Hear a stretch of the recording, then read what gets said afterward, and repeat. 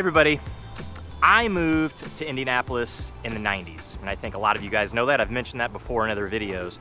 But when I moved to Indianapolis, I was from Indiana, just way south in Indiana. I didn't know that much about Indianapolis itself. I knew it existed, and I knew just maybe a few scant cities and towns that surrounded it, like Carmel. I knew of that. I had family there.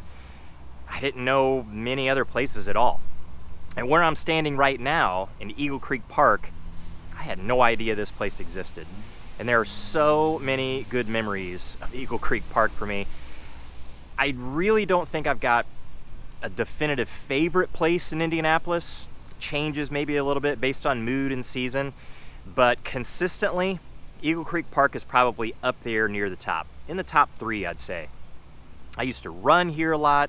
I used to bike here a tremendous amount. You can actually get a lot of hills through here and trails, and I mean, it's an unbelievable municipal park. So this was a huge surprise to me. I've done races out here, triathlons. So been out there swimming in the reservoir, Eagle Creek Reservoir. They've got a beach just off where I'm looking back the other direction over here, which is open during the summer. I'm here in the fall, and Eagle Creek Park in the fall it's not even fair. It is beautiful, going through the trails, the roads, and all the different colors that the leaves are. It's amazing. So when I moved here in the 90s and discovered this place, I wanted to make sure that I could be fairly close to it. So as the years have gone by, I've been in Indianapolis about 30 years or so. There've been all kinds of surprises, all kinds. And I'd say over the last 10 years or so, the biggest surprise to me, and this is a living, a location, and a real estate type of thing, is Brownsburg, for a lot of reasons.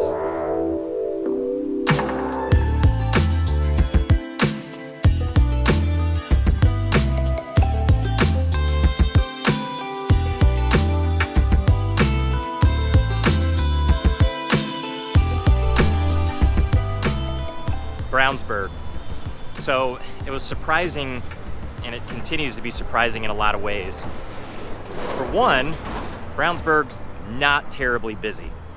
This right here, this intersection is one of the busiest places in Brownsburg. It's where 136, US 136, goes east into Indianapolis, and then you continue down this road, 267, either to the south, you can get to Avon, which has just about everything you could possibly need on a commercial basis, like you'd find across the entire country, or you can continue north up to I-74 and connect I-74 into Indianapolis.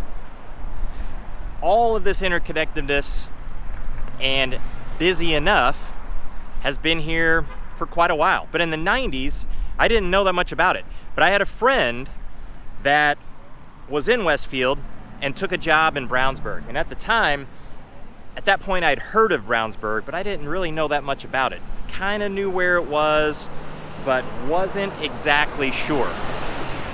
Now, at that time, Brownsburg was a little bit bigger than Westfield. And I didn't realize the sweet location that Brownsburg's really in. Now, of course, location is a subjective thing. It's not always good for everybody. For example, if you want to be on the east side of Indianapolis, Brownsburg is not going to be that great for you because it is a lot of miles and a long drive to get to the east side of Indianapolis. There's no way around that, traffic or not. It's just the mileage, the sheer distance that you have to travel.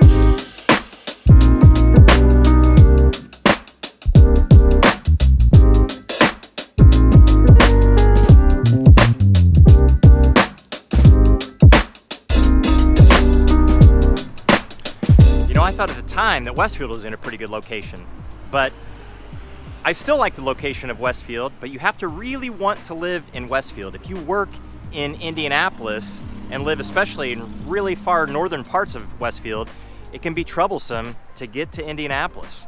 It's just, again, a distance thing. Brownsburg, it's a little easier for the most part in a lot of places of Brownsburg, and I didn't realize that at the time. That was something new. So the location is important to a lot of people, and Brownsburg, if you're looking all over Indianapolis, or especially if you're looking at the west side of Indianapolis, it should be a place that you consider. It could be really, really surprising. Another reason that Brownsburg is really pretty surprising is that people have questions about the schools quite often, anywhere.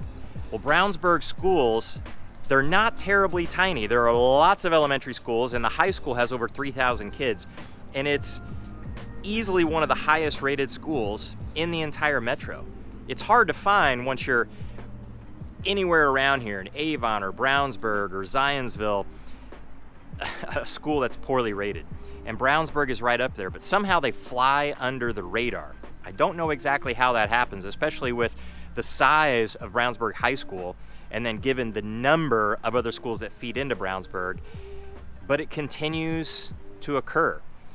So if you live, or if you grew up way on the east side of Indianapolis or way in the south, Brownsburg is far enough away, just like if you live in Brownsburg, you really don't know that much about Greenwood or Greenfield or the southeast part of Indianapolis and Franklin Township, let's say, because you live pretty far away from it. So somehow it's known here, but it's not known in so many other parts of the entire Indy Metro. So somebody moving to this area, since it's not on a lot of radars, I can certainly understand how it would slip under. And in the 90s, it definitely slipped under mine.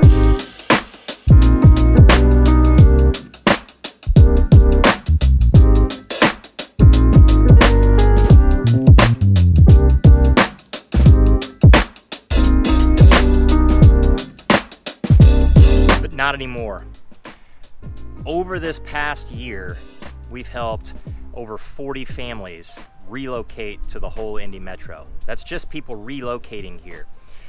And there's 2 million people or so in the entire Indy Metro, and Indianapolis makes up close to 1 million of that. Oh, camera's falling. And so that leaves close to 1 million or so surrounding the whole Indy Metro. And what's surprising, but it shouldn't be, is that Brownsburg has come up with a very big percentage, a surprising percentage of all of those families moving here. Now I've got a skewed view of that, of course, because Brownsburg is not a huge city. It's just over 30,000 people. And back in the 90s when I was in Westfield, it was certainly a little bit bigger than Westfield was, not by a tremendous amount, so it's grown a lot since then in close to these 30 years or so. But in the past 10, it's starting to come up on people's radar for all of those reasons, like the schools, the interconnectivity and location close to Indianapolis. Plus, it's more affordable than what you have on a lot of the cities on the north side. Now, I don't know how long that'll last, but it's certainly a fact right now. And Brownsburg's been around long enough to have some homes that are established and have been around, so you have something to choose from. But they also have new construction homes too, new construction neighborhoods going up in a lot of different parts of Brownsburg. So there are options here. So if you're looking and you're open to a lot of different places around Indianapolis, Brownsburg should probably be on your radar. It has so many positives, it's really kind of difficult to get into or find negatives about it. And if you do, more often than not, those are subjective. What's negative to one person isn't negative to another. It could be neutral, not a big deal, or it could even be a positive to them. So if you have questions at all about Brownsburg, reach out any way that you know how. We'll always have your back with the questions. We'll always have your back when it comes time for you to make your move to Indy Metro. And until the next one, we'll see you later.